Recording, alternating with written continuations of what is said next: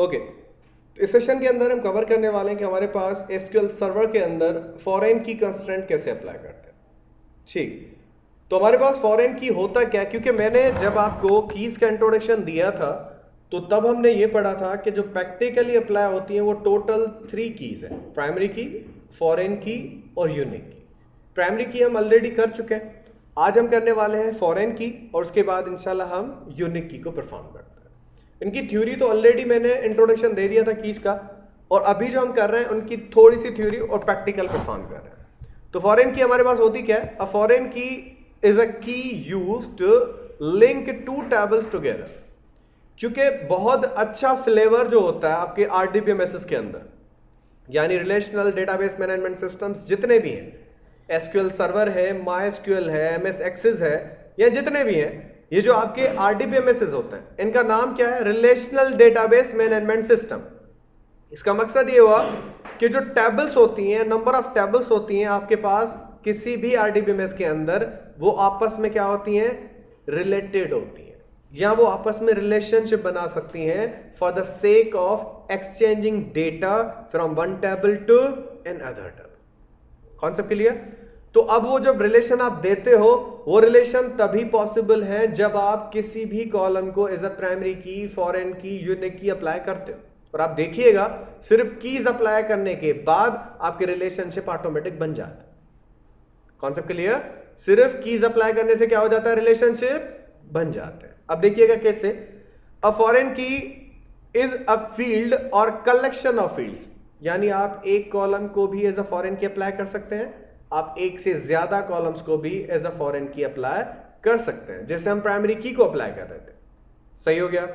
उसके बाद एक पॉइंट जो मोस्ट इंपॉर्टेंट ये है कि in one table that refers to the primary key in other table. अब आप जिस कॉलम को प्राइमरी की अप्लाई कर रहे हो, ठीक है, और एक टेबल के अंदर आप समझ लो एक प्राइमरी की है, दूसरी टेबल के अंदर वही टेबल है जिसके साथ आप रेफरेंस करना चाहते हो, यानी दूसरी टेबल।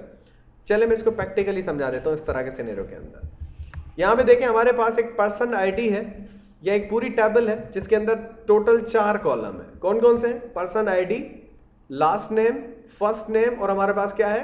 एज है। ठीक है, 4 कॉलम है। उसके बाद एक दूसरी टेबल है जिसके अंदर 3 कॉलम है, जिन 3 कॉलम्स की यहां पे डेटा क्या है? ऑर्डर आईडी, ऑर्डर नंबर और पर्सन आईडी। तो सबसे पहले जब आप किसी भी ई कॉमर्स की वेबसाइट पे जाते हो, अपना आप अकाउंट बनाते हैं, अकाउंट बनाने के बाद ऑर्डर करते हैं, ऐसे ही होता है। तो जब भी आप ऑर्डर करते हैं तो आपके उस पर्सन की एक आईडी जाती है कि किस बंदे ने कौन सी चीज ऑर्डर की है, और वो एक से ज्यादा ऑर्डर भी कर सकता है। कॉन्सेप्ट क्लियर हो गया? तो अब मुझे कैसे पता चले कि वो जो पर्सन जिसने साइन अप किया है उसका डेटा ऑर्डर्स की टेबल में भी मेंटेन हो रहा है या नहीं हो रहा?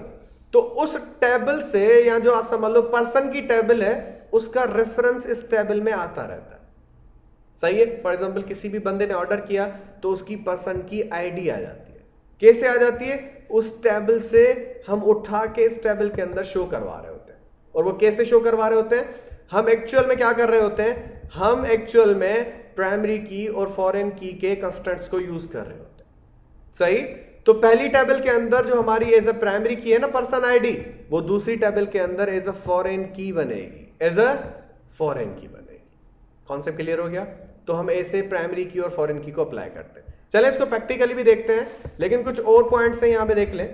The table containing the foreign key is called the child table, यानी जिस टेबल के पास फॉरेन की होती है, जैसे यहां पे ऑर्डर की टेबल है ना, तो ऑर्डर टेबल चाइल्ड टेबल है, और यहां पे जो हमारे पास पर्सन टेबल है वो क्या है?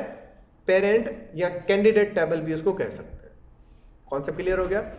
यानी जिस टेबल के पास प्राइमरी की कंस्ट्रेंट है और दूसरी टेबल के पास फॉरेन की कंस्ट्रेंट है, तो आपकी प्राइमरी की वाली जो टेबल होगी वो क्या होगी? पेरेंट होगी, और जो बाकी टेबल होगी वो क्या होगी? चाइल्ड होगी। ठीक है, यहां आते हैं। अब यहां पे कुछ चीजें जो नोटिस करनी है आपको, कौन कौन सी है देख लें। Notice that the product person ID column in the orders table points to the person ID column in the person table. यहां पे हमारे पास जो कॉलम आ रहे हैं ना, कौन से? आप समझ लो यहां पे 2 कॉलम है जो एक ही नाम के, एक ऑर्डर की टेबल के अंदर भी पर्सन आईडी है और आपकी पर्सन की टेबल के अंदर भी पर्सन आईडी है। तो ये किसको नोट कर रहे हैं? यहां पे देखो, notice that the person ID column जो ऑर्डर्स के अंदर क्या कर रहा है, एग्जिस्ट करता है, वो पॉइंट कर रहा है किस कॉलम को? जो पर्सन की टेबल के अंदर पर्सन आईडी है। मेरा कहने का मकसद ये है, देखें अब मेरे पास एक ऑर्डर आया, ऑर्डर 1, इस ऑर्डर का नंबर क्या है? 77895। अब मुझे कैसे पता चले कि कौन से पर्सन ने ऑर्डर किया है? तो जिस भी पर्सन की आईडी 3 होगी उसने ये ऑर्डर किया है। अब हमें कैसे पता चलेगा? अब ऊपर जाएंगे, जिस भी पर्सन की आईडी क्या है? 3 है, इसका मकसद उसामा ने ये ऑर्डर किया है। कॉन्सेप्ट क्लियर हुआ? ताकि अच्छा, क्यों ऑर्डर्स को यहां पे डेटा को क्यों नहीं मेंटेन कर रहे हैं? क्योंकि हमारी डुप्लीकेशन डेटा हो रही है यहां पे, और हमने नॉर्मलाइजेशन पढ़ी थी कि जो भी डेटा डुप्लीकेट होगा उसको आप दूसरी टेबल्स में मूव करेंगे और फिर आप प्राइमरी की और फॉरेन की के थ्रू उनको रिलेशनशिप दे देंगे। कॉन्सेप्ट क्लियर हो गया? ताकि कल को हमें पता तो चले कौन से पर्सन ने कौन सा ऑर्डर किया है। सही हो गया? ठीक। तो इस तरह के सिनेरियो के अंदर प्राइमरी की और फॉरेन की को परफॉर्म करते हैं। अब इसको और पॉइंट्स हैं यहां पे, इसके देख लें। The person ID column in the persons table is the primary key in the persons table. चलें इसकी प्रैक्टिकली चीजें देख लेते हैं। यहां आते हैं। अब देखो MySQL के अंदर आपकी फॉरेन की कैसे अप्लाई होती है, देख लें। आप क्रिएट करते हो टेबल, उसका नाम जो भी है, ऑर्डर्स व्हाटएवर, या आपकी समझ लो जो 2 टेबल्स थी, एक थी हमारी कौन सी? पर्सन, और दूसरी थी हमारी समझ लें ऑर्डर्स। तो इनको क्रिएट कर लेते हैं और फिर इनके ऊपर हम रिलेशनशिप बना देते हैं। मैं यहाँ पे आता हूँ, इसको कॉपी करते हैं। मैं यहाँ पे आता हूँ SSMS SQL server management studio. मैं सबसे पहले क्रिएट करता हूँ टेबल पर्सन का, क्योंकि ऑलरेडी वो एग्जिस्ट नहीं करता। क्रिएट टेबल पर्सन्स, ठीक है, और उसको यहाँ पे आके कुछ कॉलम प्रोवाइड कर देते हैं। अब मैं यहाँ पे आके देता हूँ पर्सन आईडी इंटीजर, और ये प्राइमरी की है, ठीक है। और यहाँ पे आके दूसरा कॉलम बना देता हूँ पर्सन नेम या पर्सन फर्स्ट नेम, वर्चार रख देते हैं, और ये नॉट नल है। एक पर्सन लास्ट नेम है, इसको भी वर्चार रख देते हैं।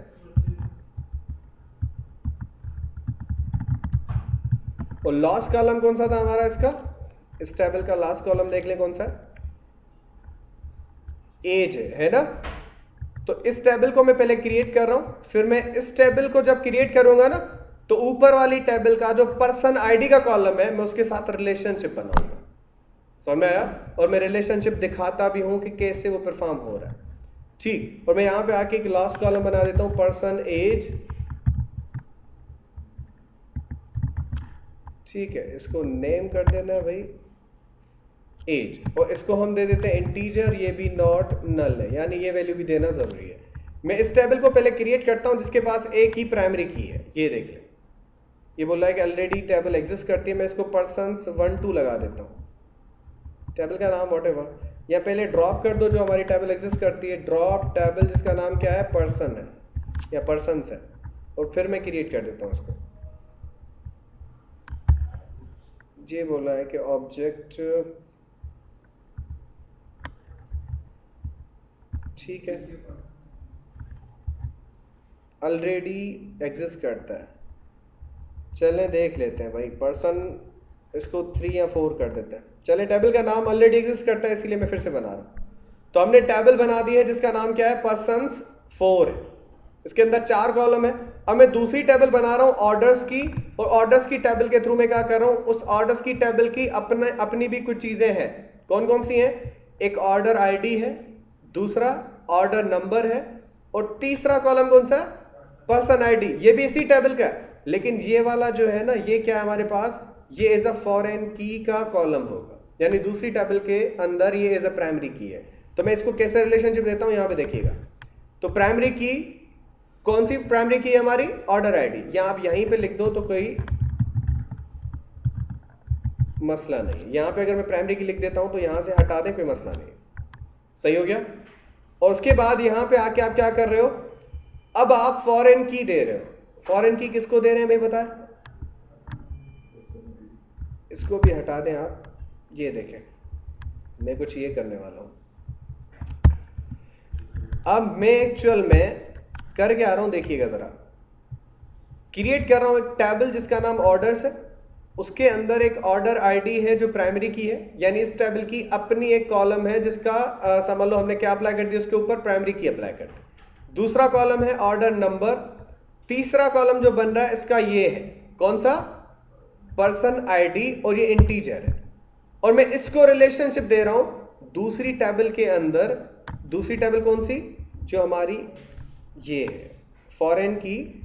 और फॉरेन की किसको बना रहे हैं हम, पर्सन आईडी को। लेकिन अगर आप ये भी ना दें तो कोई मसला नहीं है, ठीक है। मैं यहां पे आता हूं ऐसे, और रेफरेंस किसके साथ दे रहे हैं, पर्सन्स 4 की टेबल, जिसके अंदर कौन सा कॉलम है भाई हमारा, पर्सन आईडी। तो पर्सन्स 4 जो हमारी टेबल है, मैं उसको क्या दे रहा हूं, मैं एक रिलेशनशिप दे रहा हूं। चलें देख लीजिएगा, यहां पे आते हैं, मैं इसको फिर समझाता हूं, शायद आपको फिर समझ में आए। आपकी ऑलरेडी टेबल ऑर्डर्स के नाम से भी एग्जिस्ट करती है। मैं ऑर्डर 4 कर देता हूं इसको भी, मैं इसको सिलेक्ट करता हूं, एग्जीक्यूट करता हूं, तो दूसरी टेबल भी बन चुकी है। अब एक काम करते हैं, डायग्राम के अंदर जाते हैं और इन टेबल्स को मैं यहां से, यहाँ एक न्यू डायग्राम कर देते हैं, यहां से आके न्यू डायग्राम, ताकि मैं दिखा सकूं कि हमारे पास कौन सी टेबल्स हैं। और हमने जो अभी बनाई है 2 टेबल्स हैं, वो रिफ्रेश नहीं हुई है। मैं अभी बी टेबल को ऐड कर देता हूं, क्लोज कर देता हूं। बाकी 2 टेबल्स जो हमारी यहां पे आएंगी, मैं इनको रिफ्रेश करके ऐड करवा देता हूं, ठीक है। अब हमने 2 टेबल बनाई थी, कौन सी, पर्सन 4 और दूसरा कौन सा था, ऑर्डर 4। तो ऑर्डर 4 ये आ रहा, ठीक है। अब थोड़ा यहां पे देखें कौन सा रिलेशनशिप आ रहा है आपके पास,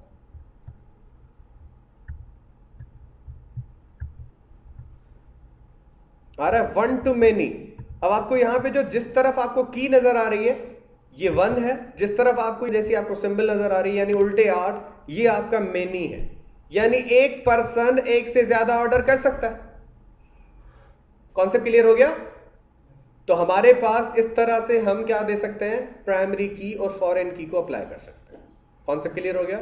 अब इस तरह के सिनेरियो के अंदर क्या हो रहा है हमारे पास, कि ये जो पर्सन आपकी टेबल है पर्सन्स 4, इसका रिलेशनशिप बन रहा है ऑर्डर्स की टेबल के साथ, सही। और कौन सा आपका कॉलम है जिसके साथ रिलेशनशिप बन रहा है, पर्सन्स की टेबल से पर्सन आईडी और ऑर्डर्स की टेबल से भी पर्सन आईडी। अच्छा, आपको क्यूरी समझ में नहीं आ रही होगी, लेकिन आपको ये प्रैक्टिकल समझ में आ गया। तो यहां पे आते हैं और इसकी क्यूरी जो हमने बनाई थी वो यहां पे होगी भाई, ठीक है। अच्छा देखें, अब थोड़ा बात समझने की कोशिश कीजिएगा। ऑलरेडी ये टेबल एग्जिस्ट करती थी जिसका नाम था पर्सन्स 4, जिसके 4 कॉलम थे। कितने कॉलम थे, 4 कॉलम। और यहां पे देखो आपके पास क्या होता है, एक खानदान दूसरे खानदान में रिश्ता करता है जी। अब रिश्ता कैसे होता है, एक खानदान का एक फर्द दूसरे खानदान के दूसरे फर्द से रिलेशनशिप रखता है ना। एज इट इज यहां पे ये हो रहा है कि 2 टेबल्स के अंदर एक स्पेसिफिक कॉलम्स हैं जो आपस में क्या कर रहे हैं, रिलेशनशिप कर रहे हैं। Concept clear. यानी दोनों खानदान अगर आपस में रिलेशनशिप बना रहे हैं तो वो 2 पर्सन हैं जिनकी वजह से हो रहा है ना। तो एज इट इज 2 टेबल्स आपके समझ लो किसी भी स्पेसिफिक कॉलम्स के लिहाज से क्या कर रहे हैं, रिलेशनशिप बना रही है, सही। और उस रिलेशनशिप को बनाने के लिए आप क्या कर रहे हो, ऊपर टेबल आपकी ऑलरेडी एग्जिस्ट करती है, दूसरी टेबल जब आप अप्लाई कर रहे हो या बना रहे हो तो उसके अपना कॉलम भी है एक ऑर्डर आईडी का जो प्राइमरी की है, दूसरा कॉलम है ऑर्डर नंबर का, वो आपका क्या है, इंटीजर है, नॉर्डनल है। और जो तीसरा कॉलम मैं इस टेबल के अंदर बना रहा हूं ये आप समझ लो पर्सन आईडी है। ये जो कोड कर रहा हूं ना मैं, ये वाली लाइन, ये सिर्फ दूसरी टेबल के साथ क्या बनाने के लिए है, रिलेशनशिप बनाने के लिए, यानी समझ लो फॉरेन की बनाने के लिए। तो मैंने क्या लिखा, फॉरेन की रेफरेंसेस, यानी कौन सी टेबल है जिसके साथ आप रिलेशनशिप बनाना चाहते हो, रेफरेंस देना चाहते हो जिस टेबल का। तो पहले टेबल का नाम क्या है, पर्सन 4, और उस पर्सन 4 के कौन से कॉलम का नाम, पर्सन आईडी। यानी पर्सन 4 के अंदर जो भी कॉलम प्राइमरी की है या उसको हम क्या बनाना चाहते हैं, यहां पे उसके साथ रिलेशनशिप बनाना चाहते हैं। कॉन्सेप्ट क्लियर हो गया, ठीक है। तो इस तरह से हम क्या कर सकते हैं, फॉरेन की कंस्ट्रेंट को यूज करके एक टेबल को दूसरी टेबल के साथ रिलेशनशिप दे सकते हैं। कॉन्सेप्ट क्लियर हो गया। अब यहाँ पे आता हूँ, चलें अब उसके बाद यहाँ पे आते हैं और कुछ और चीजें पढ़ते हैं। MySQL के अंदर, SQL सर्वर के अंदर, दोनों के अंदर एक ही तरीके आप फॉलो करवा सकते हैं। आगे पीछे क्यूरी हो सकती है लेकिन काम समझ लो वही है, ठीक। उसके बाद यहाँ पे आते हैं, to allow naming of a foreign key constraint and defining a foreign key constraint on multiple columns, use the following SQL syntax।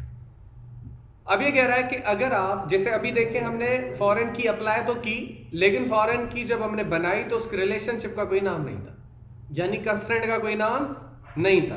तो ये बोल रहा है कि अगर आप एक कॉलम या एक से ज्यादा कॉलम्स को एज क्या बनाना चाहते हैं, फॉरेन की बनाना चाहते हैं या अप्लाई करना चाहते हैं एक टेबल को दूसरी टेबल के साथ, तो आप उसका कोई ना कोई कंस्ट्रेंट नेम भी दे सकते हैं। वो कैसे देंगे, वो आपको कुछ इस तरह से देना पड़ेगा। मैं यहाँ पे आता हूँ, इसको कॉपी करता हूँ, यहाँ पे आते हैं और इसको, अब मैं इसको मिटा रहा हूँ, ये जो ऑलरेडी था ना एग्जिस्ट कर रहा था, या इसको रहने ही दें, मैं इसको ड्रॉप कर लूंगा। कौन सी की टेबल को, ड्रॉप टेबल ऑर्डर्स 4, मैं इसको क्या कर देता हूँ, ड्रॉप कर देता हूँ, क्योंकि मैं फिर से बनाने वाला हूँ।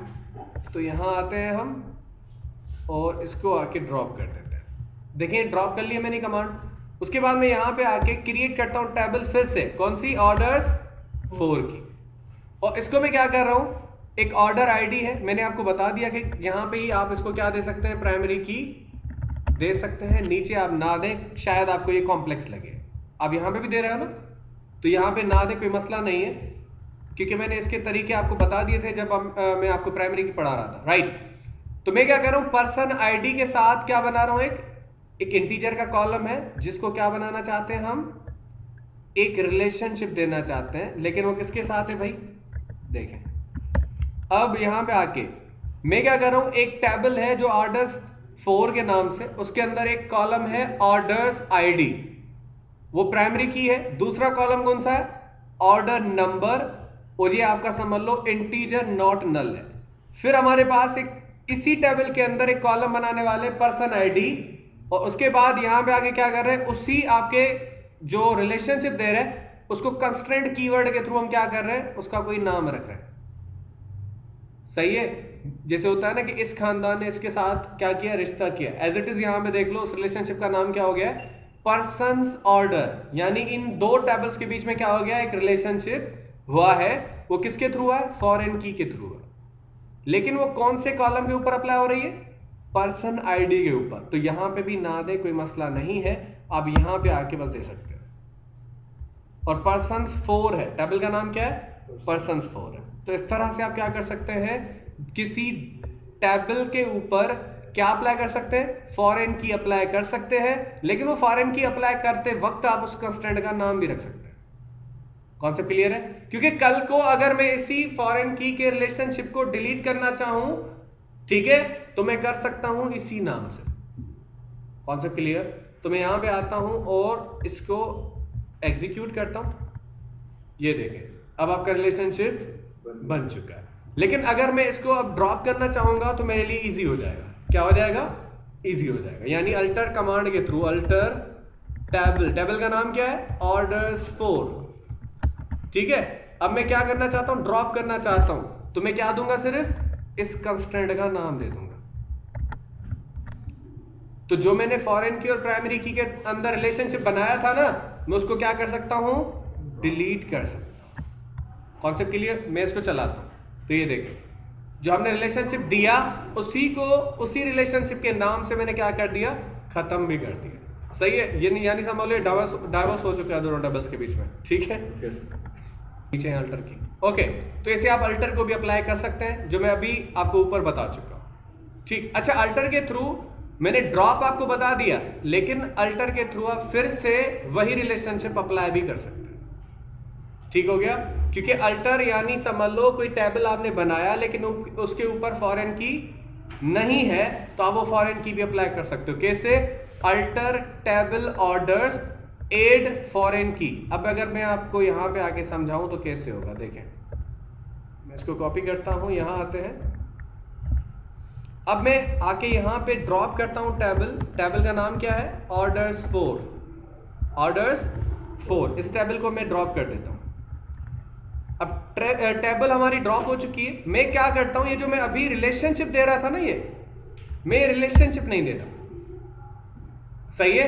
अब मैं क्या कर रहा हूं, ऑलरेडी एक टेबल थी जिसका नाम था पर्सन्स 4, वो भी हमने बना ली, और एक टेबल था ऑर्डर्स 4, वो भी मैं अभी बना रहा हूं, लेकिन इन दोनों टेबल्स के बीच में कोई रिलेशनशिप नहीं है।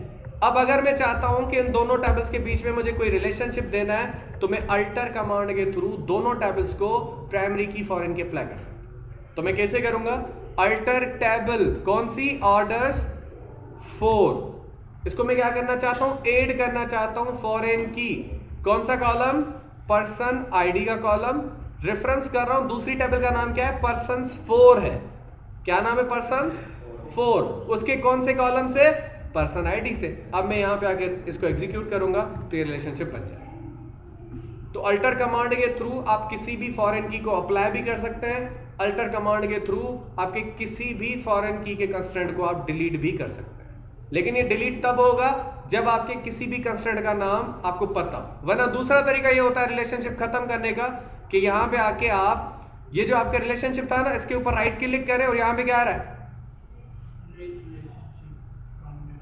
ठीक है, तो इस तरह से भी आप डिलीट कर सकते हैं जी, ये बैकएंड पे हो जाएगा। Concept clear. और रिलेशनशिप अगर यहां पे देना भी है तो इस तरह से भी दे सकते हो, यहां से इसको ड्रैग करो, यानी जिस कॉलम को बनाना है, पर्सन आईडी को किसके साथ बनाना है, इस पर्सन आईडी के साथ ना, तो यहां से ड्रैग करके ड्रॉप कर सकते हो इसके ऊपर, ये देखें।